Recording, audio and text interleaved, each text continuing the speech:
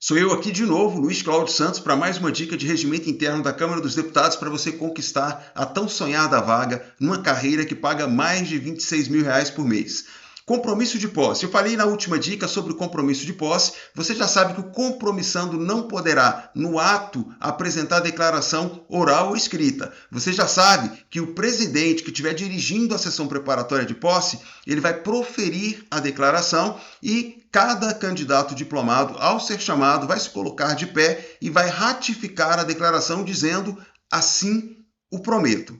Agora, o que você precisa saber ainda? Olha, vamos supor que o parlamentar prestou o compromisso de posse, entrou no exercício do mandato, mas, por alguma razão, ele se afastou do exercício do mandato. Por exemplo, para exercer o cargo de ministro de Estado. E aí, o presidente vai convocar o suplente. O suplente, então, vai comparecer, vai prestar o compromisso de posse e vai ser empossado para iniciar o exercício do mandato em substituição ao deputado que está afastado do exercício do mandato para ocupar o cargo de ministro de Estado.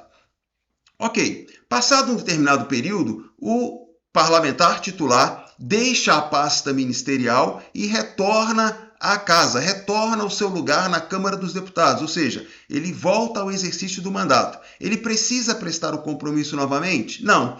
Uma vez que ele já havia prestado o compromisso ele deve ser prestado uma única vez por legislatura. Então, como o parlamentar titular já havia prestado o compromisso, ao retornar ao seu lugar, ele não precisa prestar o compromisso novamente.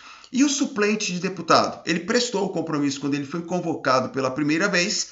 E aí suponha que, ao longo da legislatura, o parlamentar precisou se licenciar em razão de problemas de saúde. Então se afastou por mais de 120 dias, foi convocado o suplente novamente. É a segunda vez que o suplente está sendo convocado.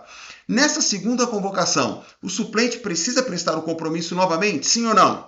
Não. Por quê? Porque o compromisso é prestado uma única vez por legislatura. Então anota aí, suplente de deputado fica dispensado de fazer, ou seja, de fazer o compromisso, prestar o compromisso novamente nas convocações subsequentes. E o titular, como eu já havia exemplificado, quando ele presta o compromisso, se licencia e retorna, quando ele reassume o lugar, ele não precisa prestar o compromisso novamente. Agora atenção, o titular, ele estava no mandato, mesmo licenciado, mesmo para ocupar cargo ministerial, ele continua detentor do mandato parlamentar. Então veja que ele vai assumir o lugar, consequentemente ele vai voltar ao exercício do mandato. Um detalhe importante é, e se não prestar o compromisso regimental nos estritos termos regimental, o que acontece? Diz o regimento que aquele parlamentar que não prestar o compromisso nos estritos termos regimentais não se considera investido no mandato.